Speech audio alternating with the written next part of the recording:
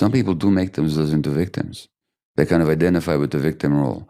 All this stuff happened to me, and therefore I cannot do such and such, or I'm hurt and I'll never get over it. It's possible to identify with the victim role. It's even possible to identify with the survivor role. I'm a survivor. Well, no, that's not who you are.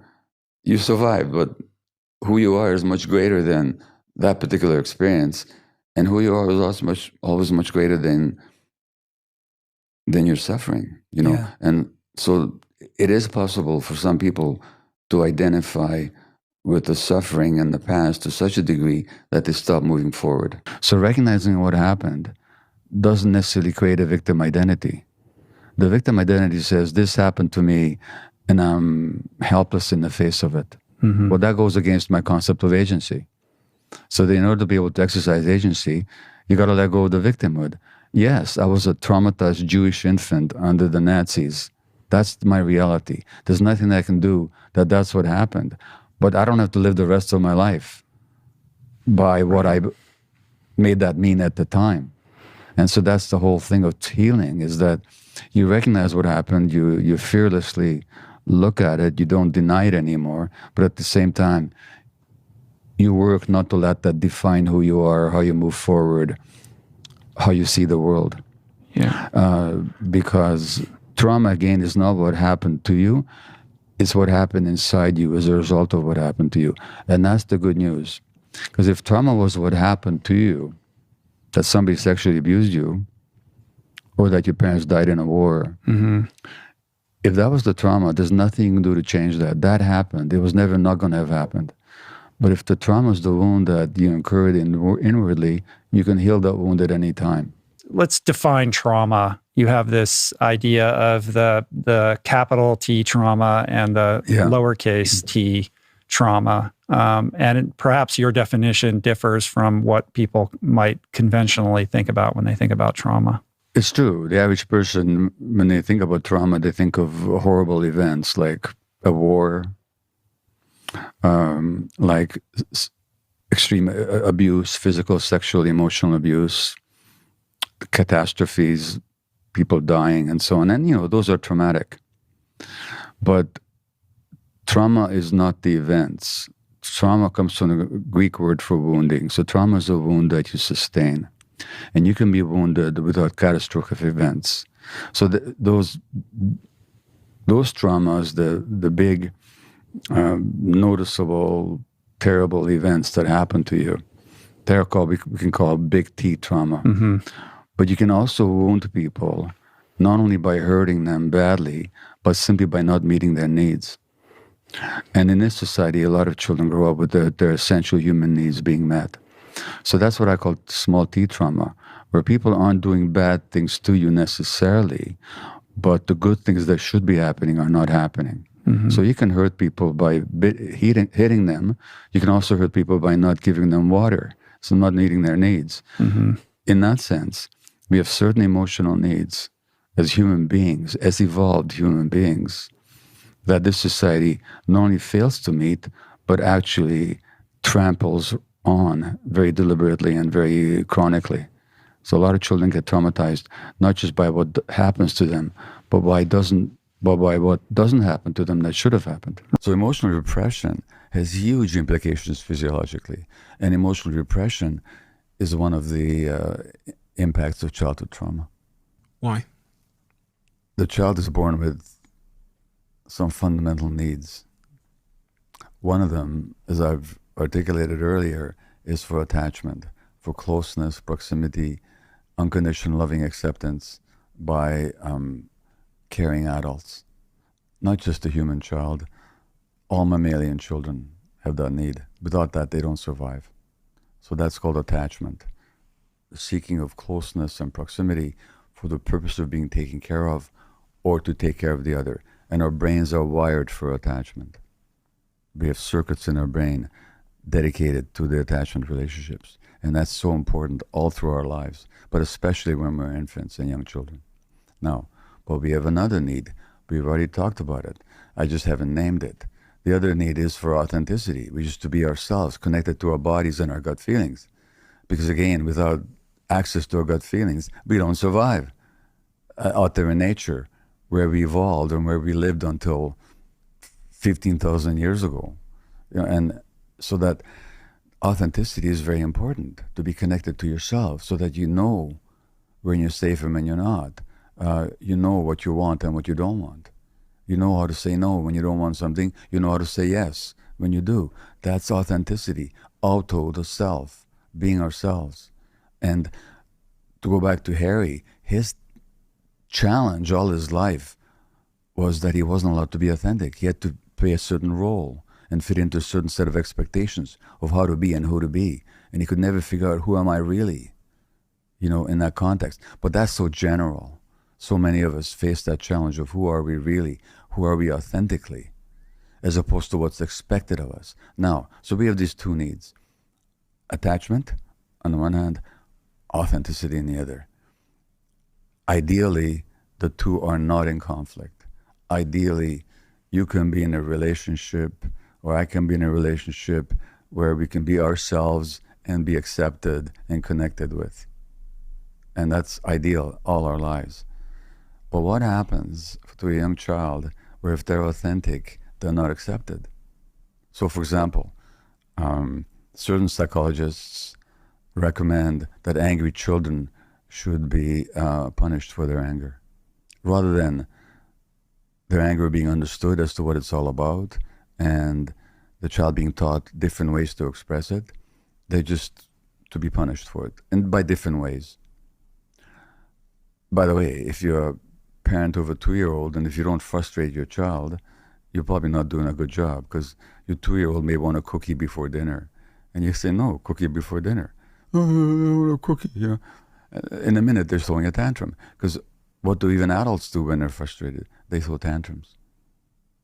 Children, that's just what they do. They have no self-regulation yet. So the 2-year-old gets upset. Now you punish them. You give them a message, you're not acceptable to me when you're angry. You have to be a certain way for me to accept you. Or you mustn't be sad. Cheer up. What's wrong with you? So when children are given this message of conditionality, that you're acceptable to me only if you behave in ways that I approve of, otherwise the attachment relationship is threatened, then the child is faced with this choice, which is not a choice at all. Do I stay attached to my parents?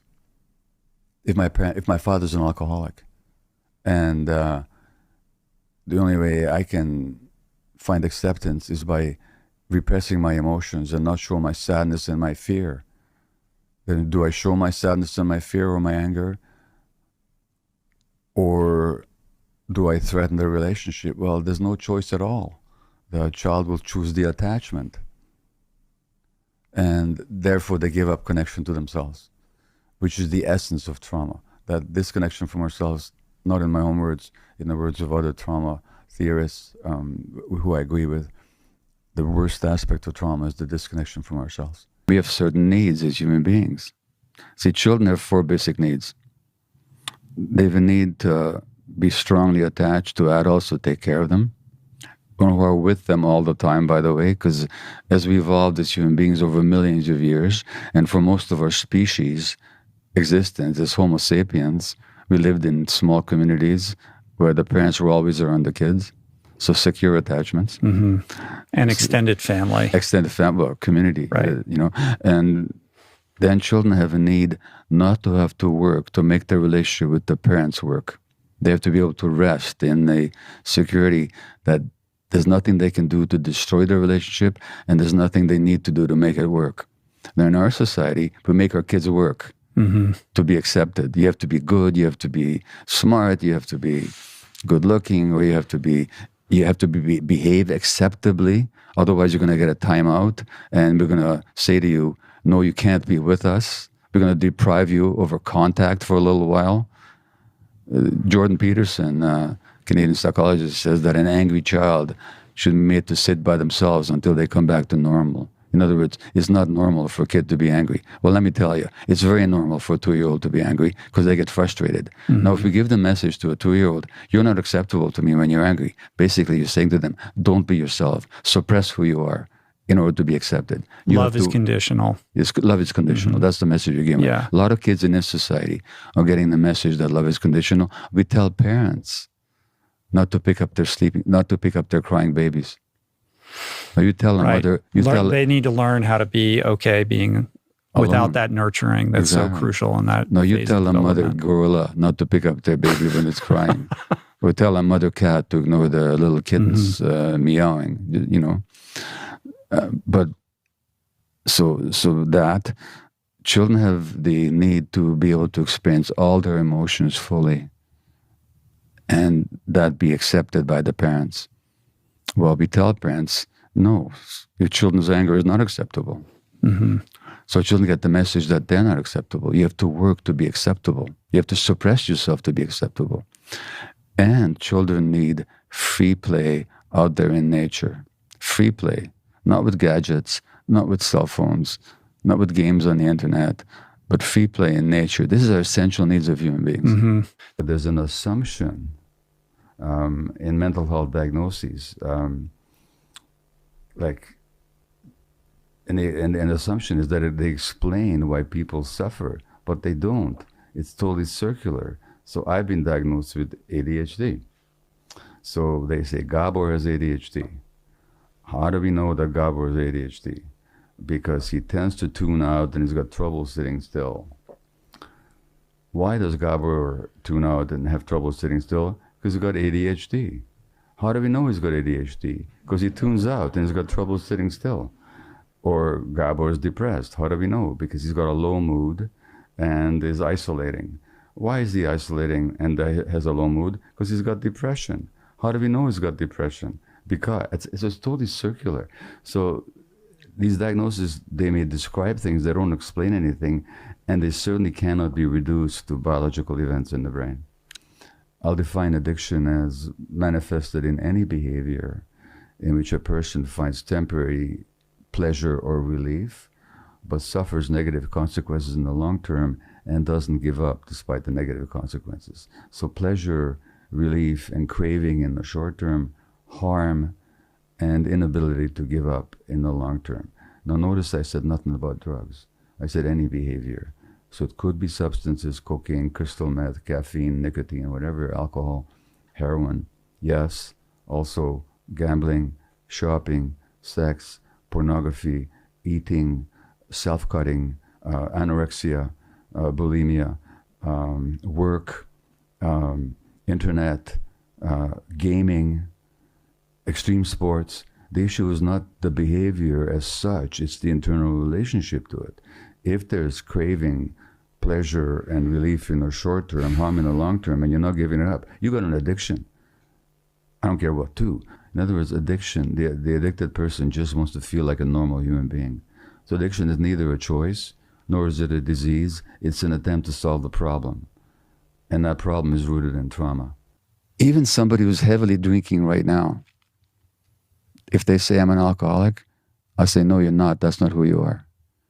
You're a person who's in so much pain right now that you're using the alcohol to numb your pain, but you're not, that's not all who you are.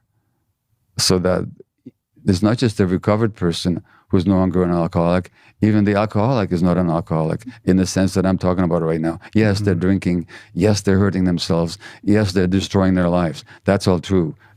Can't be denied. Needs to be acknowledged. But what if we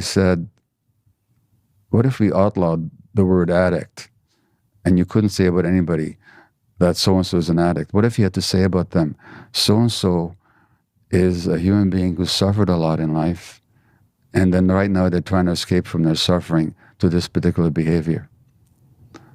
That acknowledges the truth without identifying the person with the behavior. So when we are studying microorganisms in a laboratory, we grow them in a broth. We give them a broth to nourish them. You call that a culture medium.